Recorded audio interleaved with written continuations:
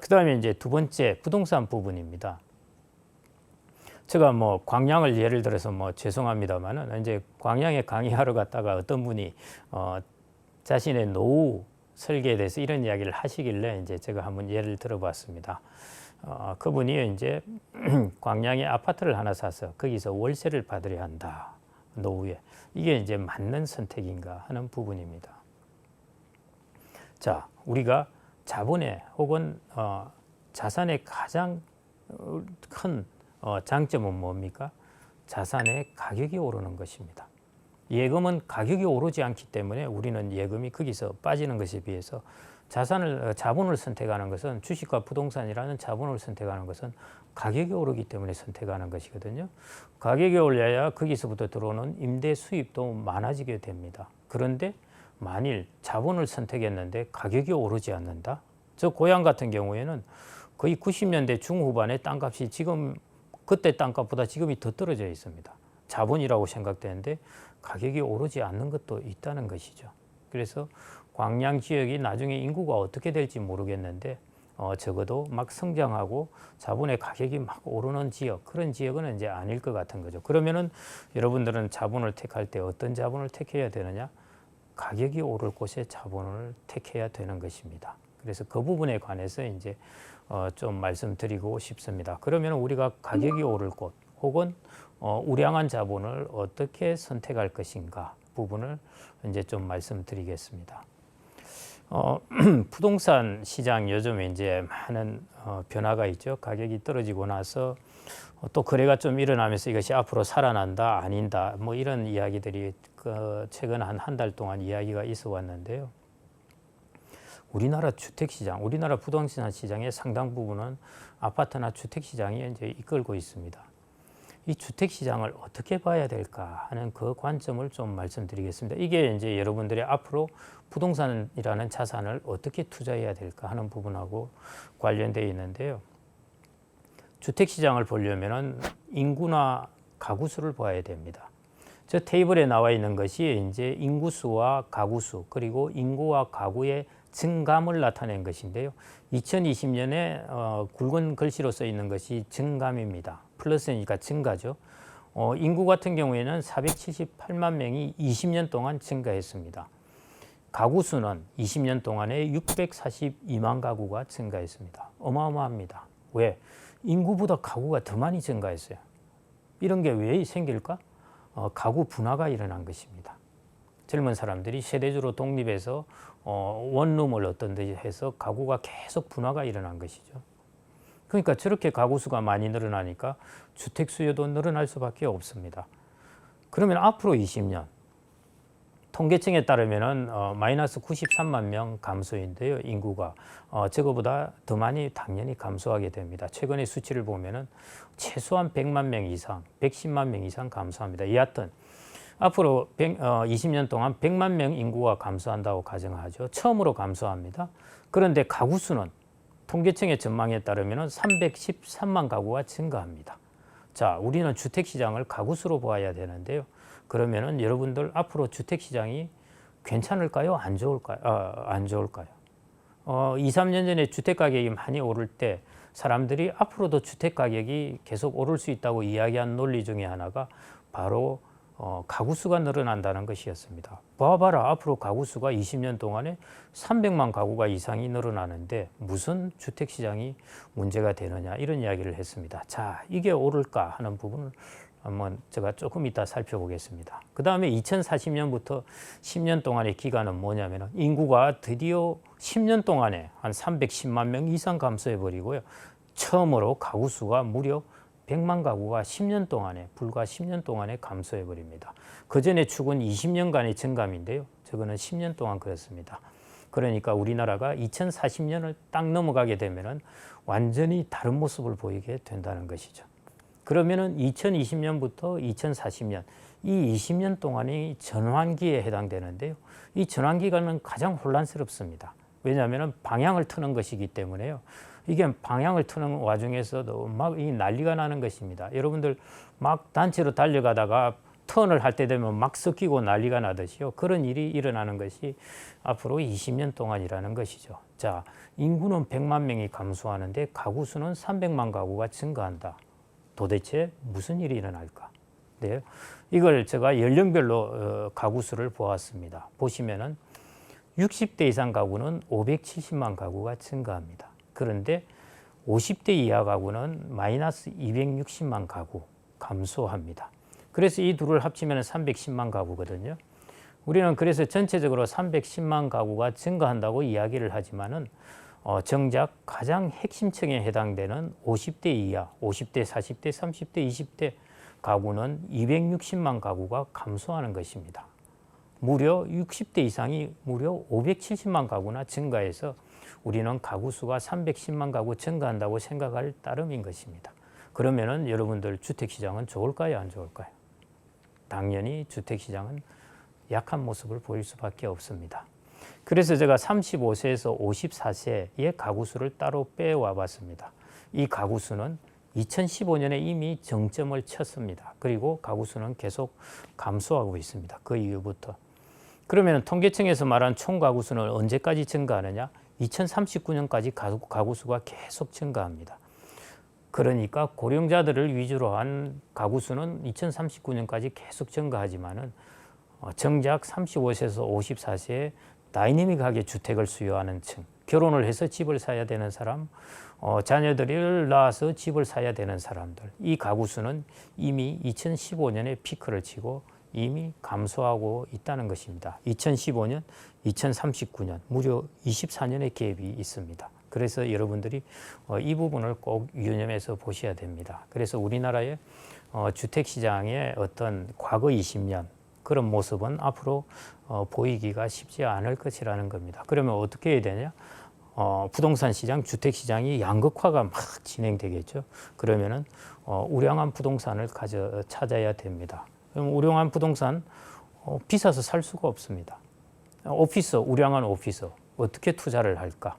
언제 그걸 가능하게 해주는 그런 상품들을 투자해야 되는 것입니다. 그게 리츠라는 것인데요. 리츠라는 것은 뭐냐 하면은 부동산 투자 회사 혹은 부동산 투자 신탁 뭐 대략 이렇게 보면 되겠습니다.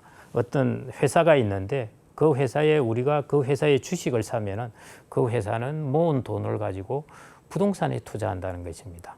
다른 기업 행위를 하는 것이 아니라 부동산의 물건을 사서 거기서 나오는 임대 수익, 그 다음에 부동산을 처분해서 나오는 처분 수익을 여러분들에게 돌려주는 것입니다. 그러면은 여러분들이 상가를 직접 사면은 직접 투자, 저것은 간접 투자인 것입니다. 간접적으로 여러분들은 부동산을 사는 것입니다. 그러면은 어떤 장점이 있냐 하면은 여러분들이 보면은 저게 뭐 한 주에 가격이 5,000원, 요즘은 3,000원짜리도 있고 한데요. 한 주씩 커피 한 잔 값이면은 한 지분을 살 수가 있다는 것입니다. 어떤 지분을 살 수 있냐? 아주 큰 오피스의 지분도 살 수가 있습니다. 지분이 아주 미소하고 작다 뿐이지 여러분들이 그 소유권은 가질 수가 있는 것이죠. 그게 이제 리츠라는 것입니다. 그래서 여러분들이 앞으로 우량한 부동산 그리고 글로벌한 부동산 이런 쪽에 투자하고 싶다면 여러분들의 소액으로 투자하셔야 되잖아요. 그렇기 때문에 그런 경우에는 여러분들이 리츠를 활용하시는 것이 좋을 것 같습니다. 부동산, 저는 이제 청년들 같은 경우에는 주식이라는 것이 꽤 좋은 자산입니다. 좋은 자산인데 그럼에도 부동산도 일종의 축구로 비유하자면 부동산은 미드필더입니다. 축구에서 공격수는 최고의 공격수는 주식이에요. 그 다음에 최고의 수비수는 국채입니다. 그러면은 미드필더는 부동산입니다. 그래서 어떤 사람은 공격 축구를 구사하는 사람이 있지만은 미드필더를 강화하고 싶은 사람도 있습니다. 그런 사람들을 위해서 제가 이제 리츠를 말씀드리는데요. 그래서 여러분들이 커피 한 잔 값이면은 리츠 한 주를 살 수 있습니다. 부동산을 살 수 있는 것이죠. 옛날에 이제 돈을 버는 여러 전설적인 이야기를 들어보면은 일용직을 해서 열심히 일을 해서 그 돈을 가지고 생길 때마다 땅을 조금씩 샀다는 것입니다. 그게 이제 땅값이 많이 올랐다 해서 돈을 벌었다는 이야기가 나오는데 여러분들도 마찬가지로 커피 한 잔 값으로 저런 것 한 주씩을 살 수가 있습니다. 그래서 뭐 오늘 내 커피 한 잔 값 절약했네. 저거 한 주씩 그냥 여러분들 모바일에 열으면은 바로 살 수 있으니까 이 한 주씩 사서 가지고 있어 보자. 이렇게 해서 여러분들이 얼마든지 우량 부동산을 살 수가 있다는 것입니다. 어떤 우량 부동산이냐? 바로 이런 것들이 이제 리츠에 포함되어 있는 부동산인데요. 여기에서 사업 개요라고 들어간 것들이 그 리츠의 가 소유하고 있는 부동산입니다. 예를 들어 물류시설, 플로리다에 있는 물류시설, 그 다음에 인디애나폴리스에 있는 물류시설, 이런 것들에 여러분들이 물류시설을 가질 수가 있고요. 그 다음에 롯데리츠 같은 경우 하면은 여러분들은 롯데백화점, 마트, 아울렛 이런 것들에 소위 말해 매대 뭐 이런 것들 매대라고는 그렇고 거기에 이제 임대해 주는 것들 그 매장이 임대해 주는 것들의 일종의 임대 수익을 받을 수 있는 그런 권리를 가지는 것입니다. 또 하나 JR 글로벌 리츠 보면은 저것은 브뤼셀에 있는 벨기에에 있는 그 파이낸스 타워입니다. 그걸 여러분들이 지분을 가질 수 있는 거죠. 그 다음에 우리나라의 신한알파 리츠 같은 경우는 우리나라의 오피스들입니다. 그 다음에 그 밑에 이제 다양하게 물류시설 이런 것들이 쭉 있는데요. 최근에 이제 이 리츠의 가장 핵심적인 특징 중에 하나는 레버리지를 합니다. 그러니까 여러분들이 투자를 하면은 투자한 돈을 모아서 이 투자 회사는 따로 돈을 빌려서 부동산을 삽니다. 그렇기 때문에 여러분들은 레버리지를 안 했지만은 그 투자회사가 레버리지를 하기 때문에요.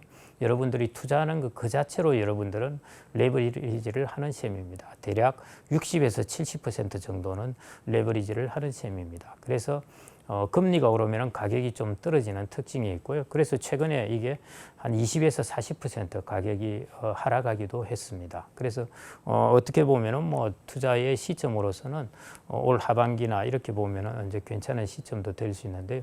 여하튼 제가 여기서 이제 보여드리고 싶은 것은 우리가 살 수 없는 저런 우량 오피스 빌딩이 저기 들어있다는 것입니다.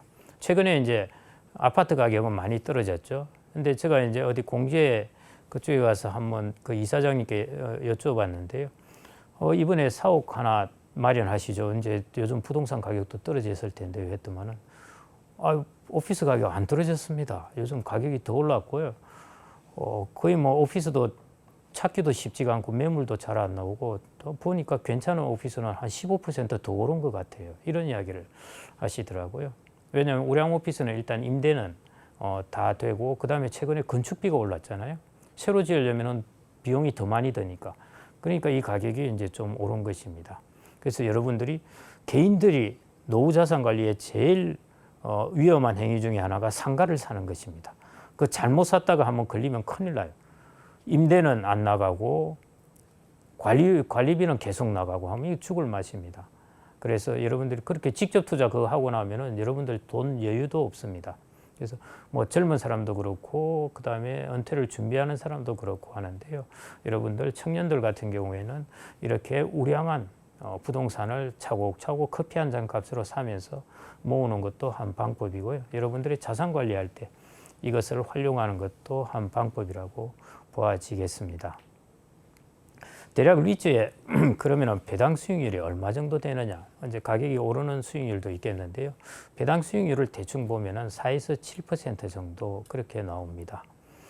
낮을 때는 대충 그 정도이고요. 높을 때는 뭐 7%도 가고 그렇습니다. 저게 일본의 이제 리츠의 배당 수익률인데요. 일본이 저렇게 저금리 시기에도 리츠의 배당 수익률은 언제 높았습니다. 저기에 배당 수익률하고 뭐 가격 상승률 등등을 다 합치면은 미국의 리츠 시장 같은 경우에 연 평균 수익률이 대충 주식처럼 한 10% 정도 수익률이 나니까요. 여러분들이 이것들을 이제 차곡차곡 분산해서 투자하시는 것도 아주 좋은 방법이라 그렇게 생각이 됩니다. 이제 자본을 활용하는 주식과 부동산 자본 활용하는 방법에 대해서 말씀을 드렸는데요. 주식 자본 하면은 여러분들이 ETF를 하나 기억하시면 될 것 같고 주식도 부동산처럼 투자하자 하는 것, 이 두 가지를 기억하시면 될 것 같고요. 부동산에 관련돼서는 앞으로 우리나라의 가구 변화, 인구 변화를 꼭 염두에 두시고 새로운 국면에 접어든다. 그래서 우리는 우량한 부동산 자본을 가져야 되는데 그러기 위해서는 지금 상황에서 우리가 개인들이 할 수 있는 것은 리츠라는 것을 통해서 좀 더 소액의 돈으로도 우량한 자본을 가질 수 있는 그 방법을 택해야 된다. 이제 이 두 가지 자본의 활용 방법에 대해서 말씀드렸고요.